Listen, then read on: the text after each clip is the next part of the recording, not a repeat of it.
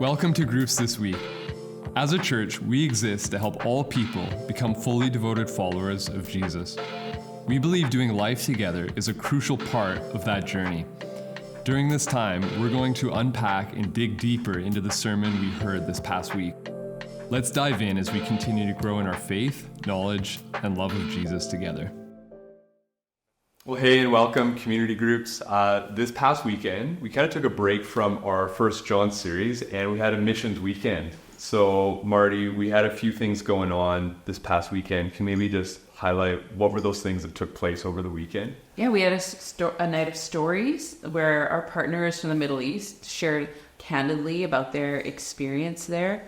We had an opportunity for Shadan, our latest refugee, to come and talk about his experience of settling in Canada, and some of our other partners also came and shared.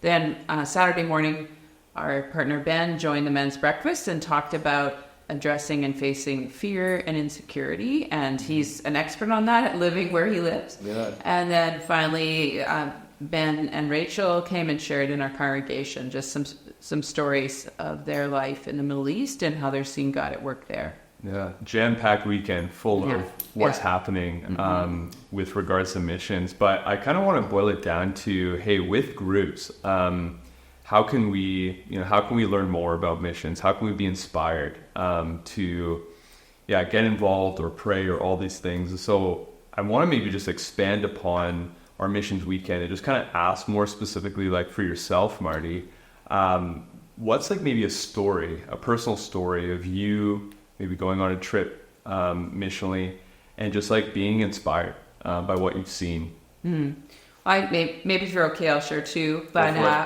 I've only been involved in CI Mission for about a year and a half. And we have some amazing partners that are working around the world. So one trip that really stood out to me was to the Middle East. And we were working with persecuted Christians. They'd come out of their home country, and we were doing some training and teaching. And we got a chance to hear their stories, how they came to faith. And it was beautiful and sad just to hear how hard their lives had been, but the miraculous ways through dreams and phone calls, and that God had showed himself to them, and they'd come to faith in Jesus. And they were risking prison, they were risking so much, their careers, and yet they were passionate about following Jesus. So that was very inspiring. Mm-hmm.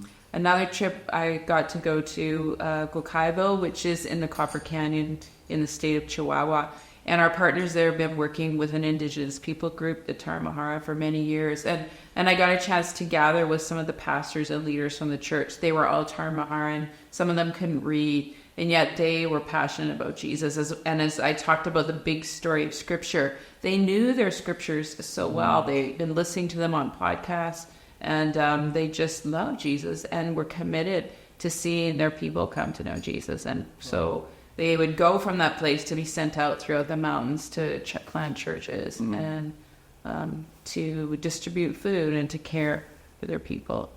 It's so incredible when you just realize that the body of Christ is like, it's beyond CA Church, it's beyond BC and Canada. Like we go to the other side of the world, and there are brothers and sisters who worship the same God we do, know the Scriptures, can relate to us in that way that others can't, right? And those are some pretty crazy stories, Marty. Well, I want to know, like, what are we doing, like, as a church, with some of the projects or initiatives that people might not be aware of? What are we currently doing with our missions partners? Yeah. So we have 4 areas in the world that we're working in: Mexico, Africa, the Middle East, and the Philippines. And our partners in Mexico are really entrepreneurial. It's Pastor Tomas and Pastor Brenda. They feel called by God to reach out to indigenous people in Mexico. Currently, they're working with 11 different people groups and just sharing the good news of Jesus, distributing food, providing protection for Christians who come to faith and maybe are persecuted. And so again, we provide support for some of their pastors, financial support. We provide food for them to distribute. We support a boarding school where some of the kids who would not have any schooling can come during the week, get some schooling, and then go home to their families on the weekend. Mm-hmm. Our partners in the Middle East, where one of them is working with internally displaced people, people who are losing their land and are really struggling financially. So the church that we partner with distributes food. We provide the resources for that. They distribute heating in the winter for these families that are really struggling to survive. And then also they go in and do rehabilitation with refugees and internally displaced people, particularly women who've experienced trauma and abuse. And so it's great to go there and just see how we as a church are able to partner to give them resources to actually do the work that God's calling them to do in their country. In Africa, we work with vulnerable communities where children might not even get food each day. And so our partner provides food and education and schooling and training for parents on parenting. And so that's a great way we can also partner in a very poor country where we're working mostly in Zimbabwe right now in Africa. And then the Philippines, our partners work with vulnerable kids on the streets, kids who don't have parents, providing teaching about Jesus, providing a safe place to live and to stay. So those are some of the things we're involved in. Yeah, wow, totally God's heart for people and for loving others.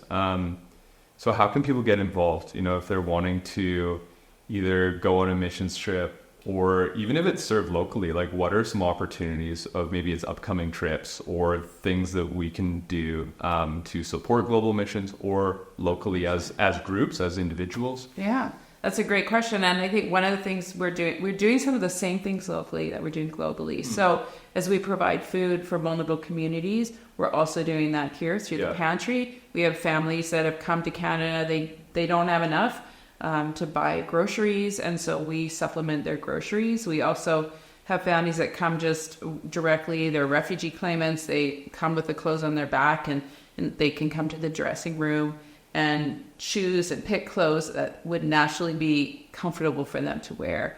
And so those are two places that people can get involved. You can serve in the pantry. You could donate food to the pantry. You can donate clothes, good used clothes. High quality. High quality. And you can also serve and welcome these refugee families. There's also women who maybe have had to flee abusive marriages who come and get clothes, or women who are struggling with addiction. And so there's a bunch of different groups. So volunteering in the dressing room, sorting clothes, or handing out clothes is something locally that people can be involved in.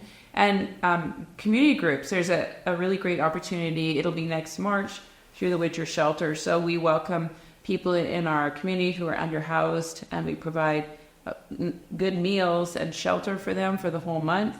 And so community group can sign up to serve at a meal. My group did that last year. It was a really fun time together, and just getting to meet some of the guests.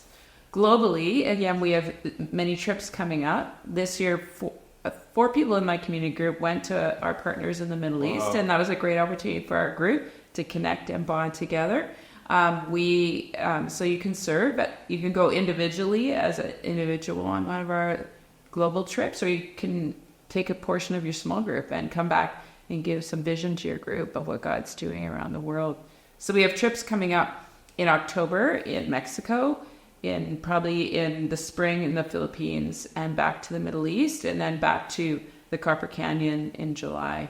So any of those trips, you'd be welcome to join and to sign up for. Right, and people would just go to cachurch.ca/missions to learn more, and I'm sure announcements are going to be coming, closer to the time. Yeah, or you can contact me if you're interested in mission, or my colleagues Alyssa or Courtney and Mary.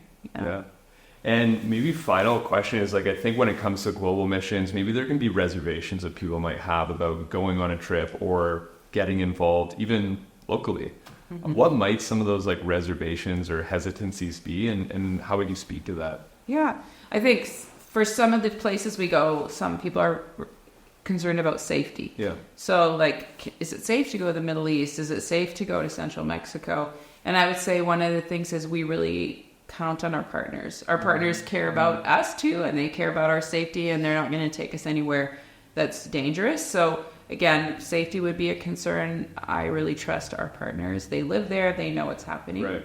Another concern might be, are missions really helping, or are they actually hurting? Are we just going in and do what we think people need, and then we're not actually really helping them? And so that's one of the reasons we have partners. So our partners live where we're going. They know they're working ongoing in the projects that we're working on. They know what the needs are. And so when we come, they tell us, this is what we need. This is how you can help. And so we can be confident that we're actually not just going and doing something crazy, but we're actually doing something that's needed to help further what God's doing in that area. Yeah, the relationship. Yeah. Right?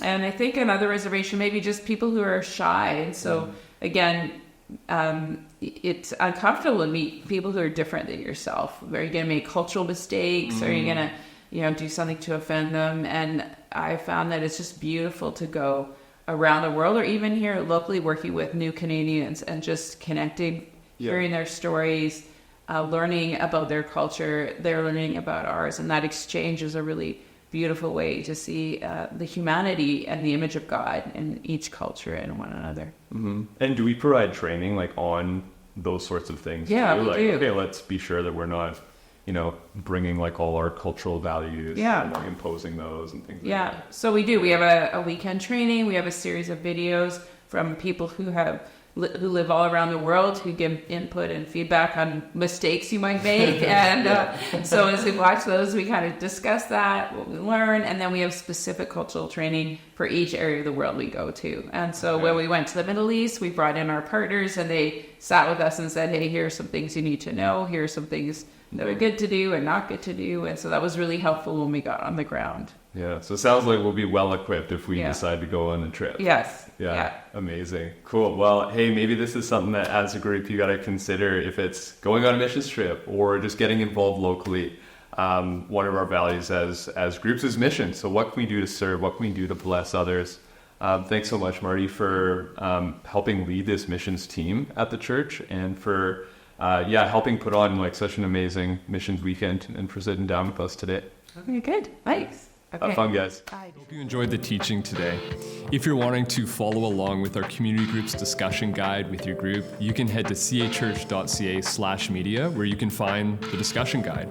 Not only are there questions there related to the sermon, but there's also prayer prompts that relate to the passage or the topic that we were talking about, and practices that you can, on an individual level or a group level, begin integrating into your life to not only bring this knowledge into your mind, but to begin living it out.